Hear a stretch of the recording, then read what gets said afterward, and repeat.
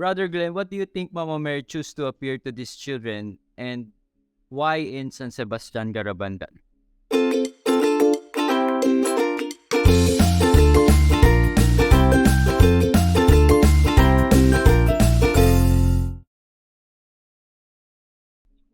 Well, this is a very interesting town. It's very remote, in the mountains. Very simple people. No electricity. Um, they have one church, and people have told me that there's a tradition there of doing a nightly rosary for hundreds of years. Wow. And that's the only place I've ever heard of that had that kind of tradition where the town does a nightly rosary. And one of the most interesting comments ever said by Mary at Garabandal is she told Conchita, God loves this place. It's sacred ground. Amen. And I have never heard her say that about any other apparition ever. Wow. And why do you think Mama Mary chooses this 4 children in Garabandal? Well, again, it's a lot like Lourdes and Fatima. Doesn't the Blessed Mother always pick young, innocent, somewhat uneducated children?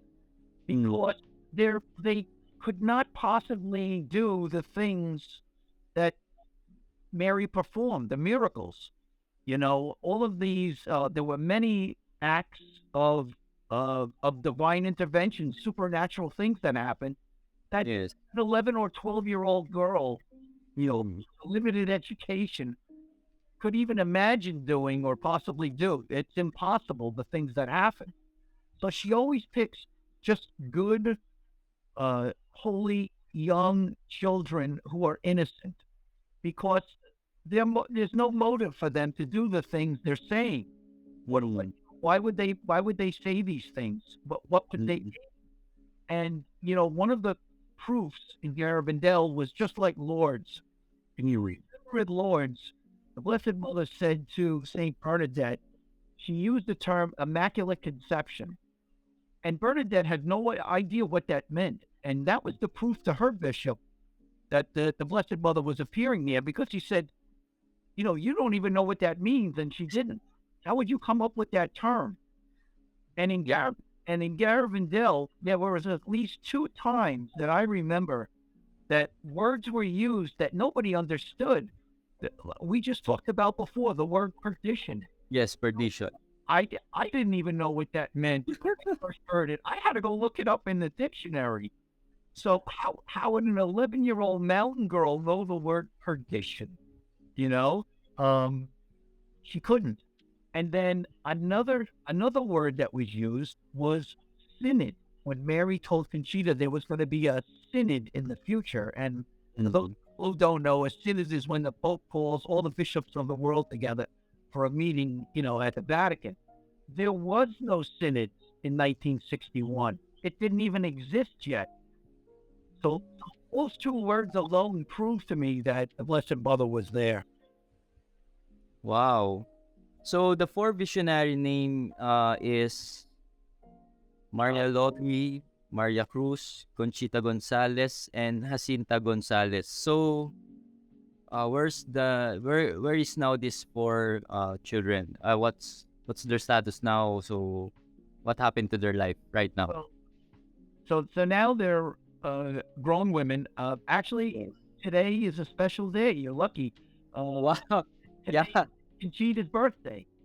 Oh, happy birthday, Conchita. Conchita is 74 today. Wow.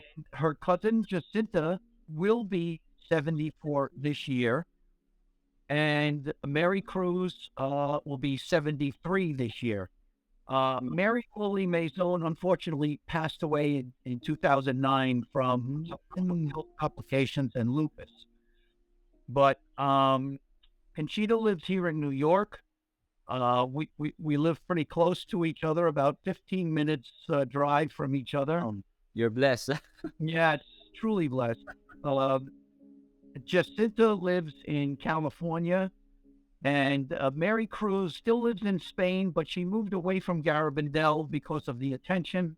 So she moved about 100 miles away, I believe, to a town called Avillas in Spain. Conchita and Jacinta, because they're cousins, still speak to each other, but Mary Cruz has chosen to kind of isolate herself from everyone for whatever personal reason. I see.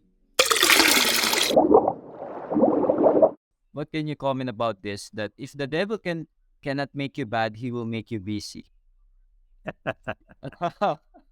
Yes, the devil is an opportunist.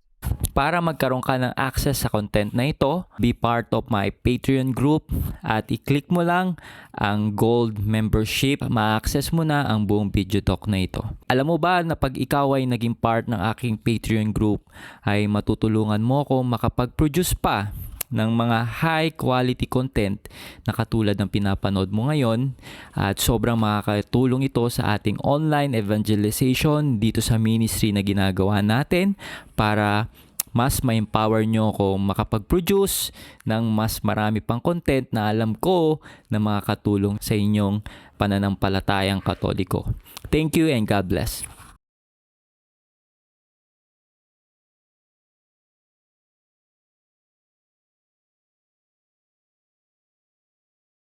So that's it. Thank you for watching this video. I hope na na-bless at na-inspire ka dito sa aking vlog.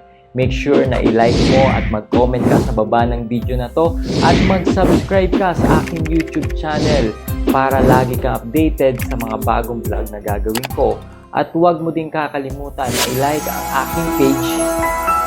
So this been Adrian, Milag, encouraging you to live your life to the fullest. God bless you more abundantly.